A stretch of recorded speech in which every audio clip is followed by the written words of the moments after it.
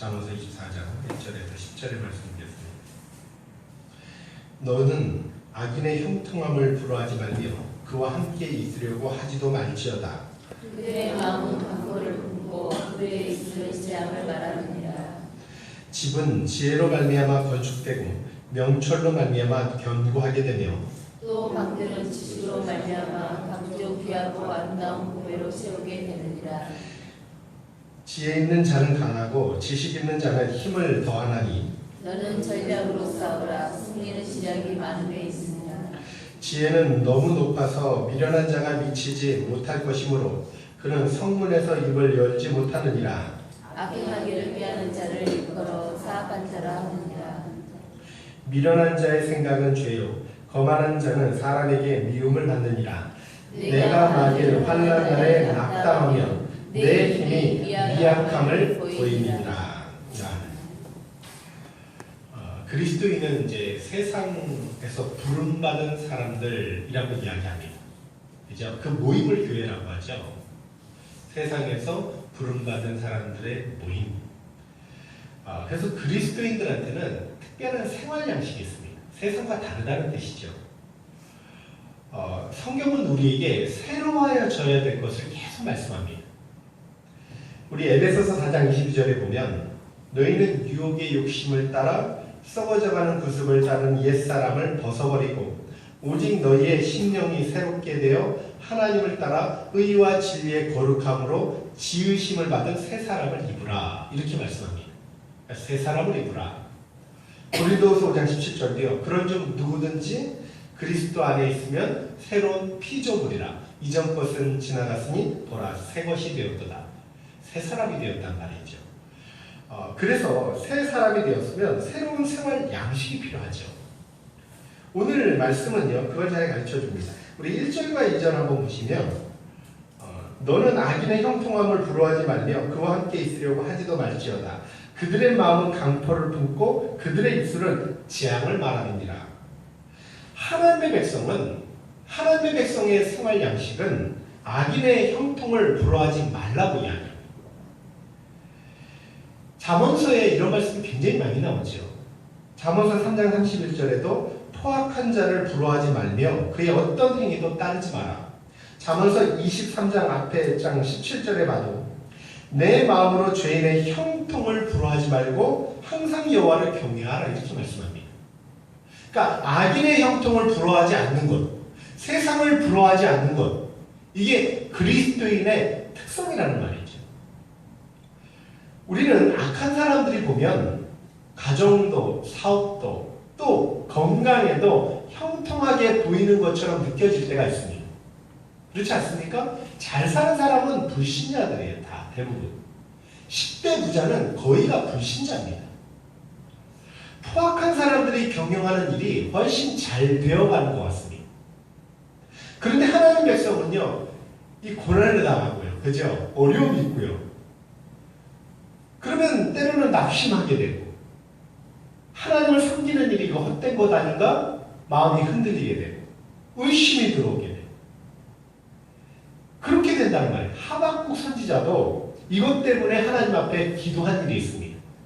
하나님 내가 부르짖어도 주께서 듣지 아니하시니 어느 때까지입니까? 내가 강포를 인하여 외쳐도 주께서 구원하지 아니하십니다. 어찌하며 나로 간악을 보게 하시고 또 폐역을 목도하게 하십니까? 이렇게 부르짖었습니다. 그때 하나님께서 주신 답이 뭐냐면 의인의 고생도 잠깐이고 악인의 고통도 잠깐이다. 이게 짧은데요. 이게 답이에요. 의인이 고난당하는 거 잠깐이다. 악인이 번영하는 것처럼 보이지만 그건 잠깐이다. 주님의 대답이라는 거예요. 우리는요, 인생을 통으로 안 보고 자꾸 끊어서 봅니다. 끊어서 보면 답이 안 나와요. 요셉이 노예로 팔려가는 것만 끊어서 보십시오. 억울하게 감옥에 갇힌 것 끊어서 보십시오. 누가 성공한 인생이라고 말할 수 있습니까? 하나님은 인생 전체를 보고 평가하시죠. 모세도 마찬가지고 다윗도 마찬가지입니다.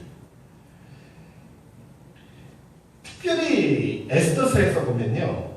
하만과 모르드게를 비교해보면 의인의 고생도 잠깐이고 이 악인의 형통도 잠깐이라는 것을 느끼게 됩니다. 이 하만이요, 그 모르드게 유대인들을 멸족시키려고 자기 집 마당에다 장대를 세우잖아요. 거기에다 누구를 매달라고? 모르드게를. 그죠? 근데 어떻게 하십니까? 하나님께서 그 유대인을 멸족시키려는 그 장소에 또 그 계획에 하만 자신이 목을 매달고 심판을 받게 되죠. 뿐만 아니라 모르드게는 당시에 문직이었습니다. 그런데 하만은 왕 다음에 최고의 영광을 얻는 사람이었어요. 근데 그 하만의 자리에 누가 앉게 됩니까? 모르드게가 앉게 된다는 거예요. 자, 인생을 그 통으로 안 보고 순간순간 보면 낙심이 될 수 있다는 말입니다. 여러분, 그리스도인의 생활이 뭐냐면 절대 세상을 부러워하지 않는 것.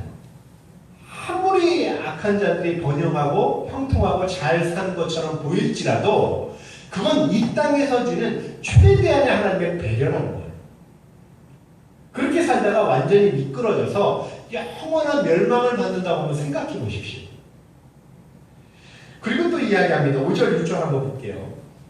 지혜 있는 자는 강하고 지식 있는 자는 힘을 더하나니 너는 전략으로 싸우라. 승리는 지략이 많음에 있느니라 라고 말씀합니다. 누가 강한 자냐? 지혜 있는 자가 강한 자라고 이야기합니다. 누가 힘이 있는 자냐? 지식이 있는 자라고 말씀합니다. 하나님의 백성은 지혜로 무장해야 되는데 지혜는 다른 것이 아니라 하나님의 말씀입니다. 말씀의 집을 지으라는 거예요. 우리 그 말씀의 집을 지은 사람을 주님이 뭐라 그러죠? 반석의 집을 짓는 사람, 그렇게 이야기하지 않습니까? 여러분, 지혜로운 사람이요, 말씀의 집을 짓는다는 뜻은 현재를 보지 않고 장래를 본다는 뜻이에요. 우리는 다 미래에 대한 소망을 가지고 있는 사람들입니다. 왜 지혜를 얻는 자는 장래가 있고 소망이 끊어지지 않냐면 하나님이 약속을 주셔서 그래요. 다 미래에 대한 약속입니다. 구원, 천국, 하나님께로부터 오는 축복, 후사, 다 미래에 대한 약속이에요.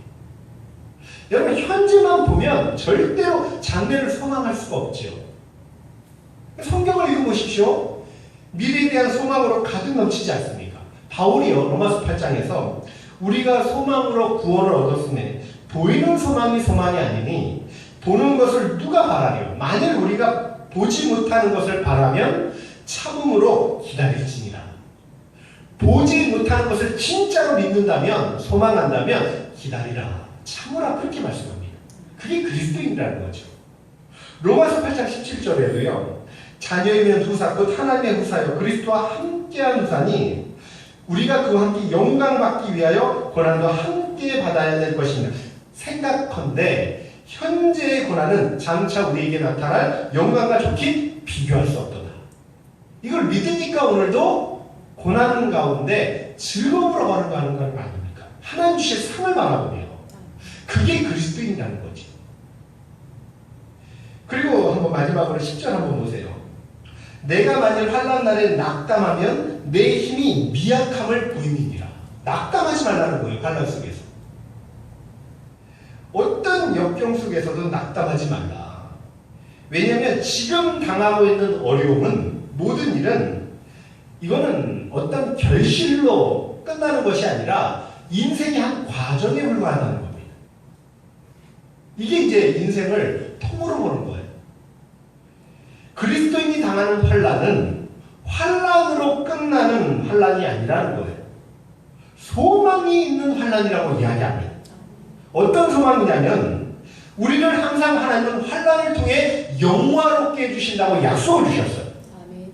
다윗이 믿으니까 십수년 장인의 칼을 피해서 도망다녀도 이 소망을 버리지 않았습니다. 결국은 하나님이 영광을 주시잖아요. 그래서 환난 날에 뭐 하라고요? 환난 날에 나를 부르라. 내가 너희를 건지리니 내가 나를 영화롭게 하리라. 아멘. 여러분은 분명히 말씀합니다. 그리스도인이 뭐냐? 다르다는 거죠. 세상과. 그들의 특성, 그들의 생활 양식은요, 악인의 형통을 부러워하지 않는 겁니다. 왜냐하면 그건 잠깐이기 때문에. 또한 지혜로 살라고 그랬죠. 그 지혜는 하나님의 말씀인데 말씀은 장래에 대한 소망으로 넘친다는 거죠. 현재를 보지 않습니다. 다가올 영광과 비교할 수 없기 때문에. 그리고 오늘 우리에게 말씀합니다. 환난 날에는 낙담하지 마라. 그건 네 미약함만 보일 뿐이에요. 우리는 세상에 소망이 있는 환난이 있다는 것을 꼭 명심하셔야 돼요. 그러니까 우리의 미래 속엔 환난을 통해서 하나님이 영광을 주실 것이라는 그 믿음을 가지고 환난 날에 기도할 수 있는 저와 여러분 되시길 주의로 축원합니다. 그게 그리스도인이라는 거예요. 오늘 이 말씀도 다시 한번 생각하며 주님 앞에 기도할 수 있는 그런 시간이 되었으면 좋겠습니다. 우리 같이 기도하기를 원합니다. 기도하겠습니다.